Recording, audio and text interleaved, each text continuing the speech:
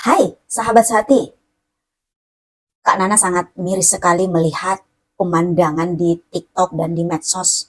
Setiap hari kita scroll, banyak sekali orang yang pengangguran, banyak orang yang mencari kerja, bahkan di job fair, di bawah ini orang-orang yang sampai terjepit, sampai susah bernafas untuk mencari pekerjaan. Mungkin dari saking kepepetnya, dia harus mendatangi berjibun-jibun di job fair itu, padahal mungkin yang diperlukan itu tidak banyak di salah satu perusahaan yang dia lamar. Kak Nana sarankan kalau cari pekerjaan jangan mencari pekerjaan yang benar-benar peluangnya sedikit padahal peminatnya banyak. Itu kesempatannya terlalu kecil bagi para pencari pekerjaan. Sekarang kan sudah zaman teknologi. Kita semuanya sudah punya smartphone, di rumah mungkin dimanapun sudah ada internet.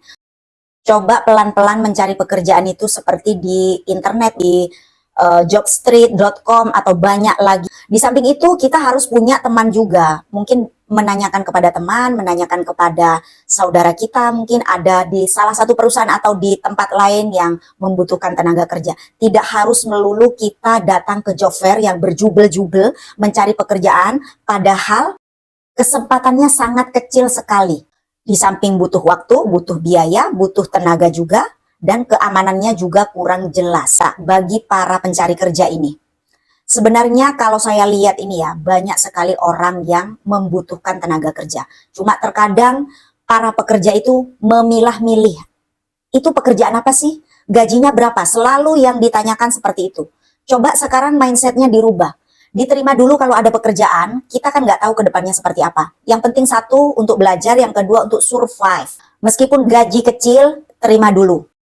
Karena kita tidak tahu kesempatan di mana kita dapat. Yang penting kita punya pengalaman kerja dulu. Urusan cukup dan tidaknya nanti pasti Tuhan yang akan mencukupkan. Karena kalau saya lihat kebanyakan orang yang berbondong-bondong mencari kerjaan itu mencari gaji yang besar, tapi kerjaannya maunya yang santai. Ketika kita sudah mengerjakan sesuatu dan kita bergerak, kita memiliki pengalaman kerja yang baik, nantinya kita akan berjalan seiring perjalanan waktu, ada sesuatu di depan, nanti kita ditawarin di tempat lain. Mungkin kita bisa jadi pengusaha, atau mungkin kita bisa punya link yang bagus sehingga link itu bisa menolong kita. Ini pengalaman teman saya yang punya usaha, mencari seorang karyawan 10 orang.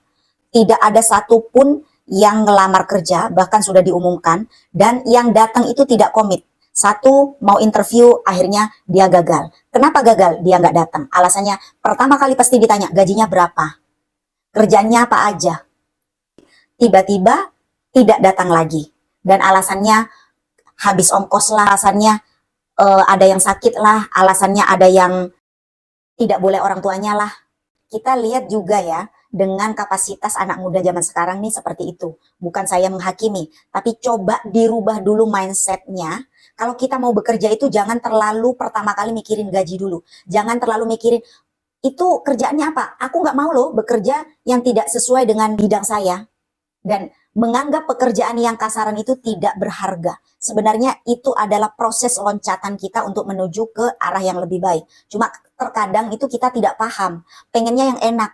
Pengennya yang dapat kerjaan yang langsung gajinya besar. Itu tidak ada. Kita harus memulai dari bawah dulu. Dari sekarang, apapun yang kalian dapat pekerjaan, terima dulu.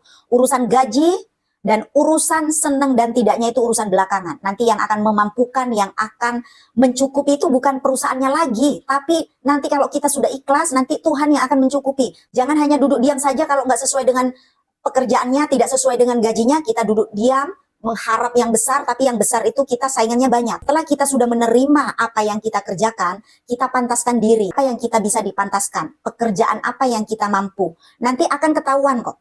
Endingnya alam akan menemukan apa yang menjadi kemampuan kalian, apa yang menjadi rezeki kalian. Apalagi sekarang zaman teknologi, nggak usah pusing-pusing untuk bekerja harus di kantor. Kita zamannya teknologi, ada orang yang bekerja di Indonesia, tapi gajinya dolar, bekerjanya di Indonesia hanya sebatas komputer saja, satu komputer saja, dia sudah bekerja di salah satu perusahaan di luar negeri. Apalagi sekarang banyak juga medsos yang bisa menghasilkan duit. Coba di-upgrade diri dulu. Tuhan akan menemukan rezeki kita dengan lancar.